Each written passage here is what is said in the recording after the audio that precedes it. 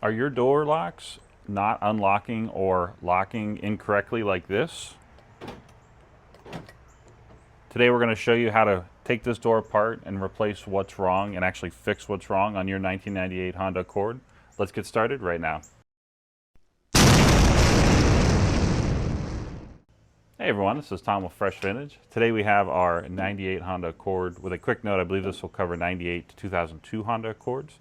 We're specifically focusing on the rear door lock actuator, and if you've never heard of that term, actuator, there's a little gizmo electronic thing somewhere back here that actually makes this function properly until it doesn't function properly like that. You can see it's ran. Sometimes it works, sometimes it doesn't right now. So we're going to go ahead and fix this problem so that we can have confidence that that door is going to lock and unlock when we need it to be locked and walk away from the car kind of thing. So real quick, we just wanted to show you here, we're going to kind of do an x-ray vision behind the door panel here.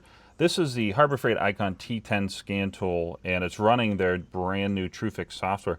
I mentioned that to say we just plugged in 1998 Honda Accord, and we typed in door lock, and we got the door lock actuator here. So this is just giving us a real quick idea and a schematic of what it looks like behind the door skin here. Definitely check out our other channel, Fresh Vintage Garage, and you can see both the video on the T10 and this TrueFix software. This provides step-by-step on how to actually do what we're about to do. So looking at the actual door skin here, there's a screw right here, and there's a little plastic piece that was covering that up. And then down inside here, there's actually a black plastic version of this. It's kind of hard to see, but you can see it right here, and there's a Phillips head screw back there. And so I'm just going to go ahead and take these out, and believe it or not, those are the only two Phillips head screws we've found. And there might be another surprise one here somewhere, but I don't believe so, because we've taken enough of these apart that it would be kind of obvious if you see another one. So, or there should be another one somewhere you think you would see it pretty easily. All that to say, stick around because there's a few things we want to show you. We actually want to get in theory, that should be the only two screws. We're going to show you how to disconnect the rod. There's a rod here, like an actual clip, and then there's wiring here and here. And so just be careful with this, dare I just yank on the door, but some of these, let me just do this. I'm going to grab a screwdriver and gently, carefully pry, because you can break things doing this. So just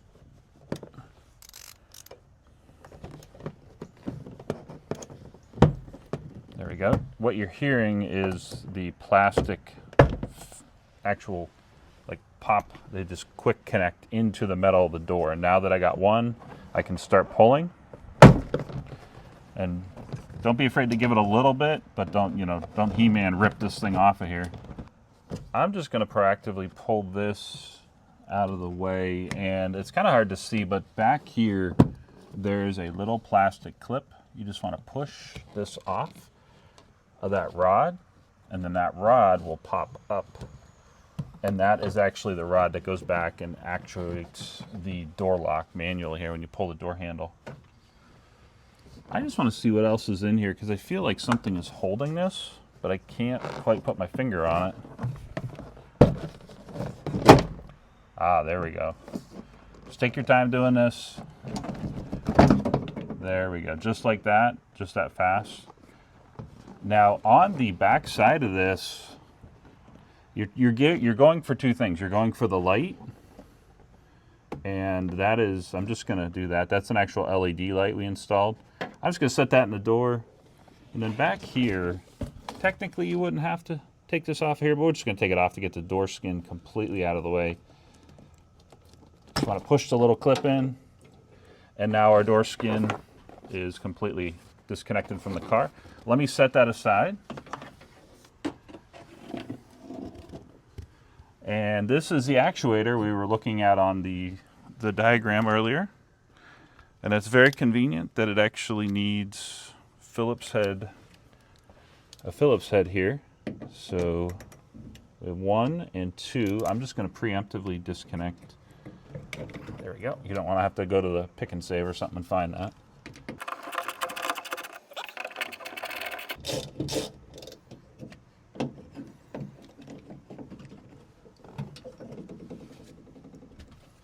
And there we go. I was hoping it was simple as just gently sliding that and turning it to get around that corner. And so this is what we're after. When you hit the lock button, it just moves that arm and unlock and so on. So we have the new one. Let me grab the new one and we'll compare them old to new here. So we wanted to take a minute and just kind of show you a little snag we hit that we actually had to chase a little bit. And as you can see, different shirt, Mustang here, and the Accord is right behind us. This is the OEM, the part that I pulled off the door in the video you just saw. And this is the Dorman part that we bought, 746, 362. Feel free to buy this, but the issue we ran into is these are clocked differently, if you want to call it that. You can see that arm is, you know, kind of pointing towards me while this arm is pointing away from me. It's not that big of a difference, but it actually will not work at all. And we were mentioning in the video now to save you a little bit of hassle because we bought this one, it wouldn't work, and then we actually reached out to Dorman, and they said this is a front and rear, it doesn't matter what door, but other brands actually have a front and rear. They actually list two different part numbers, but Dorman says this part number here is a single front or rear part number. All that to say, we also thought, well, maybe we could just flip the pins, you know, pull the pin, move the handle, or move the arm, but then it would be pointing down. So just be on the lookout for this. If you buy a Dorman part, you might have a bit of an issue. Thankfully, Jay was able to go find on Rock Auto, our savior, so to speak. We were able to find the exact same clocked arm there, but we're going to go ahead and install this right now.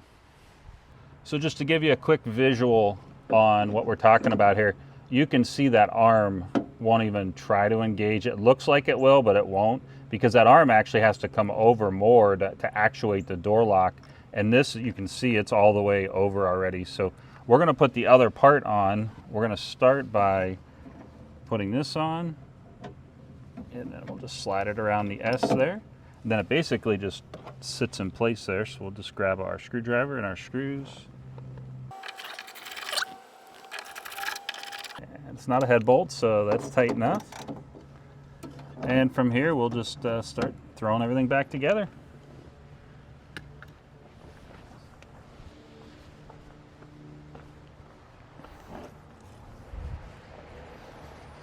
Just make sure you click the light in.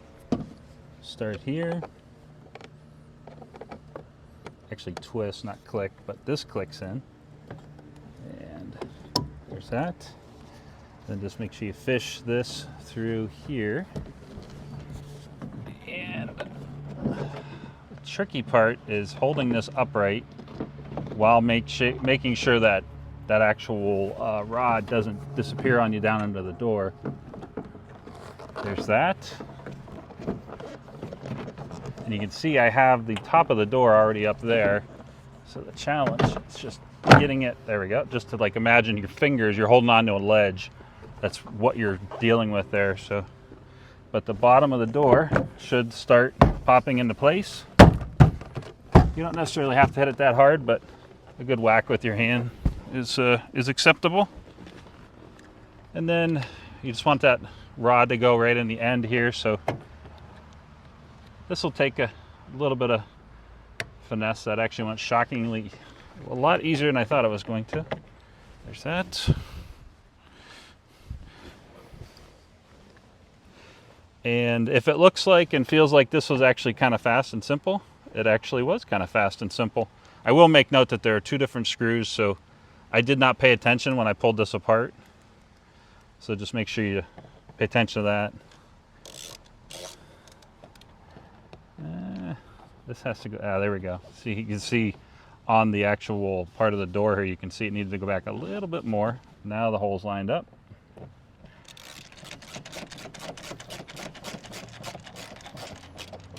That's tight.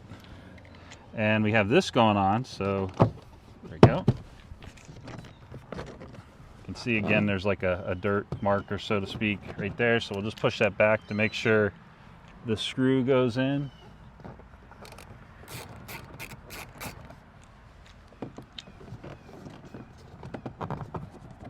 There it is. Actually, that hole, if you're dealing with this, there you go. Believe it or not, that actually has to come forward a little bit.